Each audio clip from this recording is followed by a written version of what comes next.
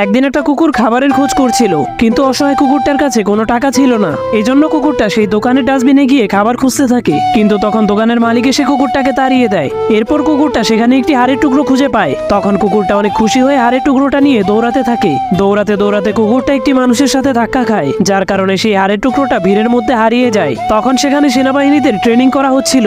এরপর একজন সৈনিক কুকুরটাকে দেখতে পেয়ে কুকুরটাকে একটি বিস্কিট খেতে দেয়। তখন সেই কুকুরটা সেই সৈনিকের পিছু করতে থাকে, কিন্তু কুকুরটাকে সেনাবাহিনীরা রাস্তাতেই আটকে দেয়। কিন্তু সেই কুকুরটা হার মানে না, কুকুরটা অন্য একটি রাস্তা দিয়ে সেই সৈনিকের কাছে চলে যায়। তখন কুকুরটা সেনাবাহিনীদের অফিসারকে দেখতে পেয়ে সেলিউট জানায়। তখন কুকুরটার এমন আচরণে অফিসার খুশি হয়ে কুকুরটাকে সেখানেই রেখে দেয়। এরপর কুকুরটা সেখানে এমন একটি কাজ করে যা দেখলে আপনিও অবাক হবেন। তার আগেই ফটোটা দেখে বলুন আপনি কাকে বাঁচাবেন। যদি মাকে বাঁচান তাহলে একটি লাইক করে চ্যানেলটাকে সাবস্ক্রাইব করুন, আর যদি টাকাকে বাঁচান তাহলে একটি কমেন্ট করুন। ধীরে ধীরে কুকুরটা সব মানুষের ফেভারিট হয়ে যায়। কুকুরটা সেনাবাহিনীদের সাথে যুদ্ধ করতে চলে যায়। তারা কোনো সমস্যায় পড়লে কুকুরটা তাদেরকে সাহায্য করে। পরে কি হয়েছিল তা দেখতে একটি লাইক করুন।